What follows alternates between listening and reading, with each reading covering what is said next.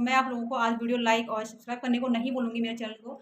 आपको अगर ठीक लगता है तो आप कीजिए, नहीं करता है तो आपकी मर्ज़ी है। लेकिन इस वीडियो को प्लीज़ ज़्यादा से ज़्यादा शेयर ज़रूर कीजिए, क्योंकि लोगों को जानकारी का अभाव है। अभी भी इस टाइम पर भी लोगों को इस बीमारी के इलाज के लिए, इस बीमारी के साथ कैसे हैंडल करना है। तो हेलो फ्रेंड्स, कैसे हैं आप लोग? आई होप कि आप सब लोग ठीक होंगे, अच्छे होंगे। तो अभी है मॉर्निंग का टाइम, तो मैं जस्ट अभी एक ब्लॉग देख रही थी किसी का। तो उस ब्लॉग में मैंने ऐसा कुछ सुना कि जो मुझे लगा शायद आप लोग के साथ शेयर करना चाहिए वो चीज़। तो क्योंकि ना कभी-कभी क्या होता है कि लोगों को ना जानकारी के अभाव में लोग कभी-कभी ऐसा कुछ कर जाते हैं जो उन्हें नहीं करना चाहिए। तो मैं बात कर रही हूँ सीज़र, एपिलेप्सी, फिट्स, मिर्गी दौरे, अलग-अलग नामों से इसको जाना जाता है। तो उनका कहना था, जो ब्लॉगर्स थे उनका कहना था कि हमारे पड़ोस में एक शादी आई हुई थी, एक बारात आई थी। तो उसमें किसी बाराती को, यानी कि कोई जो एक बच्चे को, एक लड़के को सडनली उनको क्या हुआ, उनको दौरे पड़ गए, यानी कि उनको फिट्स आ गए। तो वो बता रही थी कि हम लोग सब लोग डर गए थे, इतना डर गए थे, क्योंकि सब लोग आस-पास जो भी थे सब लोग अचानक से डर गए थे, क्योंकि उस टाइम की जो सिचुएशन होती है वो वाक़ई में बहुत ज़्यादा डरावनी होती है। अगर किसी ने देखा होगा वो सीन जो होता है उस टाइम पर, तो कैसा होता है। तो अ, उनका कहना था कि हम सब लोग डर गए थे, सारे लोग जो भी थे वहाँ सब डर गए थे। उनमें से एक कोई आदमी आए, उनमें से किसी ने वो उनके पास गए, उस पेशेंट के पास गए, और उन्होंने क्या किया कि जल्दी से उन्होंने अपना शूज़ उतारा। उसके बाद उन्होंने वो शूज़ उसको सूँघा दिया। तो उन्होंने बोला कि तब जाकर वो ठीक हुआ। जी नहीं, तब जाकर वो ठीक नहीं होता है, ऐसा नहीं होता। किसी को सूज़ सूँघाने से, शौक से सूँघाने से कोई बीमारी ठीक होती है, ऐसा नहीं है। मैं किसी के लिए मैं कोई ऑब्जेक्शन नहीं कर रही। बस मुझे लगा कि वो वीडियो था, जो लोगों को जानकारी नहीं होती है, तो लोग ये चीज़ें करते हैं।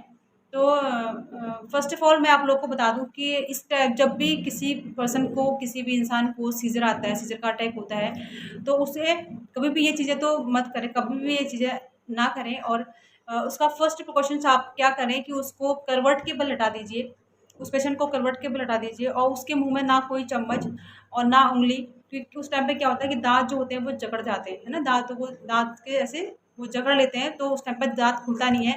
कोशिश कीजिएगा कि उसकी जो जीभ है वो दाँतों के बीच में ना आए, इसलिए उसके दाँतों को, अगर किसी की जीभ, अगर क्या होता है कि इस टाइम पे जीभ जो है वो कटने का भी डर रहता है। तो मेरा कहने का मतलब ये था कि मतलब ना लोग जानकारी के अभाव में ऐसा कुछ कर जाते हैं कि एक बार आप सोचिए, किसी पर्सन को ये प्रॉब्लम हुई है और उसे वो नॉर्मल होने के बाद उसे कहा जाए कि तुझे जूता सूंघाया गया था, या तो फिर जूता सूंघाने से ठीक होता है। तो सोचिए उसके मेंटल लेवल पर क्या असर पड़ता होगा, क्या उसको फील होता होगा। तो पहला पहला प्रिकॉशंस ये है कि आप जब भी किसी पर्सन को ये प्रॉब्लम्स होती है, आती है, तो उन्हें करवट के बल लेटा दीजिए। ठीक, उनके मुँह में चम्मच मत डालिए, उनके दाँत खोलने की कोशिश मत कीजिए। उसके मुँह में, मेन चीज़ है उनके मुँह में, आप पानी डालने की कोशिश ना करें। बहुत से लोग ऐसे होते हैं कि जैसे अटैक आता है तो लोग बोलते हैं कि पानी पिलाओ, पानी पिलाओ, पानी पिलाओ, उसको पानी पिलाओ। ये चीज़ मत कीजिए। और क्योंकि क्या होता है ना, उस टाइम पे चॉक होने का खतरा रहता है। उसको ऐसे सीधे ना टाइम के सीधे में क्या होता है कि सांस की जो नली होती है वो ब्लॉकेज होने का खतरा रहता है, और चौक होने का खतरा रहता है। तो इसलिए उसको करवट के बल लेटा दें, और कुछ मत कीजिए, कुछ भी मत कीजिए, उसे सिर्फ करवट के बल लेटा रहने दें, वो अपने आप ही ठीक हो जाएगा। क्योंकि क्या होता है कि उसकी जो टाइमिंग होती है, उसकी टाइमिंग होती है 1 मिनट से, मुश्किल से बहुत कम लोगों में इन केस ये चीज़ देखा जाता है कि उसका सीज़र का जो अटैक है वो बहुत लंबा जाता है।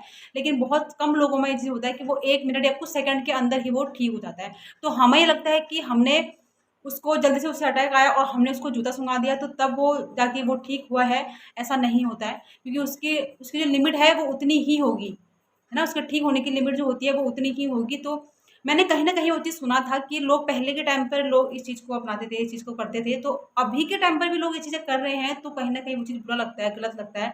तो सीज़र का अटैक जो होता है ना, वो सीज़र जो होता है उसका, उसकी कोई एज लिमिट नहीं होती है कि मतलब ये इस एज में ही प्रॉपर आएगा। अक्सर देखा जाता है कि 5 साल से छोटे जो बच्चे होते हैं उनमें अक्सर चीज़ देखा जाता है। सीज़र 2 प्रकार के होते हैं, एक होता है फ़ीवर में जो अटैक आता है उसको सीज़र कहते हैं, और दूसरा होता है ये नॉर्मल में जो किसी को प्रॉब्लम होती है। तो जो सीज़र, जो फ़ीवर का सीज़र होता है वो कहीं न कहीं ठीक हो जाता है, और वो सिर्फ़ आपको फ़ीवर में ही आएगा, वो अदर कहीं पर भी कैसे ऐसे नहीं आएगा। अगर आपको फ़ीवर है तो तब जब फ़ीवर दिमाग पर चढ़ जाता है, तब जाके वो अटैक आता है, और ये चीज़ ठीक हो भी जाता है। कहीं न कहीं ये चीज़ धीरे-धीरे बच्चा जैसे जैसे बड़ा होता है वैसे वैसे वो ठीक हो जाता है। और जो नॉर्मल टाइम पर नॉर्मल सिचुएशन में अगर सीजर आ रहा है तो उसके लिए कम से कम 3 साल या 5 साल उसका ट्रीटमेंट चलता है। इसका ट्रीटमेंट जो होता है वो बहुत लंबा होता है। कभी कभी ये होता है कि किसी पर्सन को लाइफ टाइम ये चीज़ें लाइफ टाइम इसका जो दवाई है वो लेना पड़ता है, लाइफ टाइम के लिए खानी पड़ती है। और किसी को क्या होता है, किसी को 3 साल 5 साल में उसको कंटिन्यू करने से वो ठीक हो जाता है। तो एक चीज़ का ध्यान रखिए, अगर आपके परिवार में किसी भी सदस्य को, किसी पर्सन को अगर ये प्रॉब्लम है तो उनके क्या होता है ना कि उनकी एक्स्ट्रा केयर करने की कोशिश कीजिए, कि करने की ज़रूरत पड़ती है।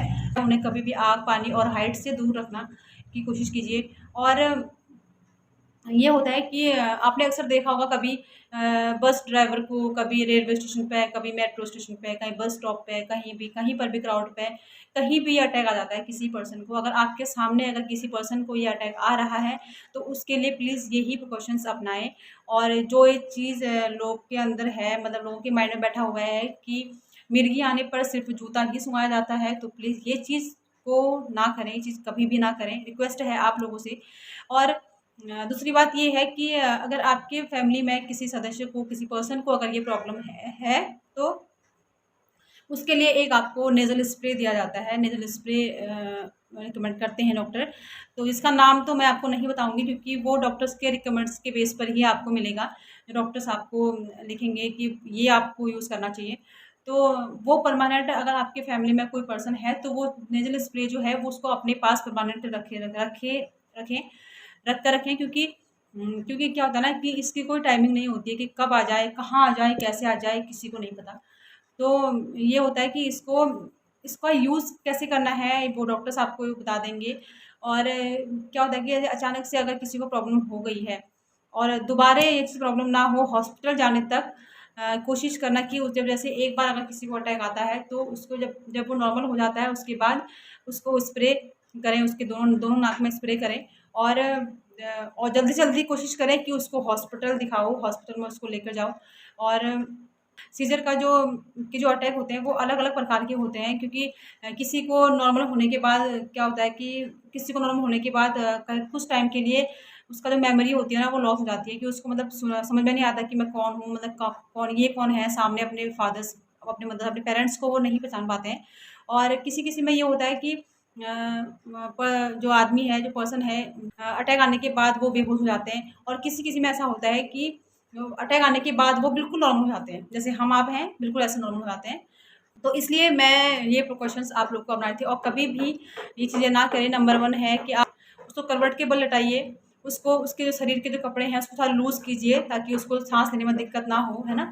और कभी अगर क्राउड की जगह पर अगर ये प्रॉब्लम आता है तो कोशिश कीजिए कि क्राउड क्या होता है ना, अक्सर अगर भीड़-भाड़ जगह में अगर ये चीज़ें होती है, लोग इकट्ठा हो जाते हैं देखने के लिए क्या हुआ, क्या हुआ, क्या हुआ? तो कोशिश कीजिए कि उसको ऐसी जगह पे रखिए रखिए जहाँ ऑक्सीजन की प्रॉब्लम ना हो। और और ये है कि उसके मुँह में चम्मच बिल्कुल ना डालें, उसके मुँह में उँगली बिल्कुल ना डालें, दाँत को खोलने की कोशिश ना करें। बस इस बात का ध्यान रखें कि उसकी जो जीभ है, उसका जो टंग है, वो दाँतों के बीच में ना आए। और एक ये है कि कभी-कभी किसी को खाते-खाते ये प्रॉब्लम आ जाता है, उसने जैसे ही उसने मुँह में कुछ डाला है, तो तुरंत उसको अटैक आ गया। तो उसके लिए क्या करें, उसके मुँह में जो भी चीज़ है, उसके मुँह में जो भी है, कोशिश करें कि उसको जल्दी से रिमूव करें, जल्दी से उसे निकालिए। क्योंकि क्या होता है ना, क्योंकि उस टाइम पर इंसान को होश नहीं रहता है, तो कहीं न कहीं वो भी चॉक होने का डर रहता है कि साँस लेने में ना फँस जाए। इसलिए कोशिश करो कि उसका जल्दी से उसका मुँह खोल के उसके मुँह से उसको निकाल लीजिए। और नेक्स्ट है कि आप जल्दी से जल्दी कोशिश कीजिए कि उसको नॉर्मल होने के बाद उसे हॉस्पिटल पहुँचा कर आइए। और सो मेरा वीडियो बनाने का मोटिव एक यही था कि मैं सोचती, जब मैंने व्लॉग देखा तो मुझे वाक़ई में बहुत बुरा लगा कि आजकल के लोग भी मतलब ये चीज़ें अपना रहे हैं, चीज़ें कर रहे हैं।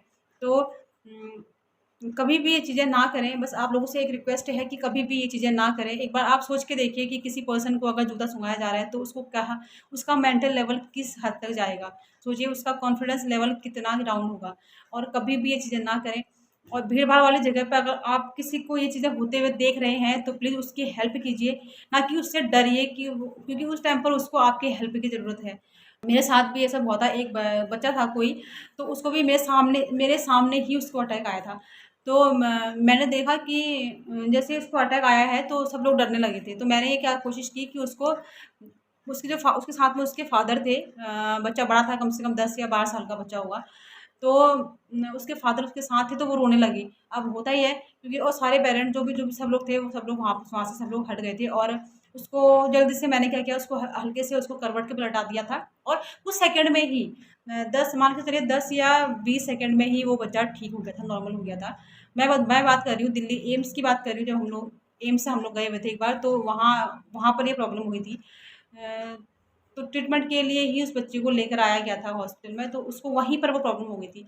तो इसलिए आप लोगों से रिक्वेस्ट है कि जब भी कभी भी अगर आपके सामने ये प्रॉब्लम आती है, तो उससे डरे ना, क्योंकि उसको उस टाइम पर आपकी हेल्प की ज़रूरत होती है। अपने दिमाग से निकाल दीजिए कि मिर्गी आने पर जूता सुंघाया जाता है। तो इसलिए बस मेरा वीडियो बनाने का मोटिव यही था कि मेरे वीडियो से अगर 2 लोगों को भी अगर बस कुछ सीखने को मिलता है कि हम लोग क्या उस टाइम पर हमें क्या करना चाहिए। तो मैं आप लोगों को आज वीडियो लाइक और सब्सक्राइब करने को नहीं बोलूँगी मेरे चैनल को। आपको अगर ठीक लगता है तो आप कीजिए, नहीं करता है तो आपकी मर्ज़ी है। लेकिन इस वीडियो को प्लीज़ ज़्यादा से ज़्यादा शेयर ज़रूर कीजिए, क्योंकि लोगों को जानकारी का अभाव है। अभी भी इस टाइम पर भी लोगों को इस बीमारी के इलाज के लिए, इस बीमारी के साथ कैसे हैंडल करना है, तो लोगों को अभी भी इस चीज़ का अभाव है, जानकारी का अभाव है। तो मैं कोशिश करूँ मेरे तो कोशिश कीजिएगा कि इस वीडियो को ज़्यादा से ज़्यादा शेयर कीजिए और उन लोगों तक पहुँच सके जो इस तरह की चीज़ें करते हैं, जो उनके माइंड में वो चीज़ बैठा हुआ है कि ये चीज़ आने पर सिर्फ़ यही करना है। तो आई होप कि मेरे वीडियो से आप लोग सैटिस्फाई होंगे, कि आप लोगों को कुछ जानकारी मिली होगी। सो मिलते हैं ऐसी और नेक्स्ट वीडियो में, तब तक के लिए बाय, टेक केयर।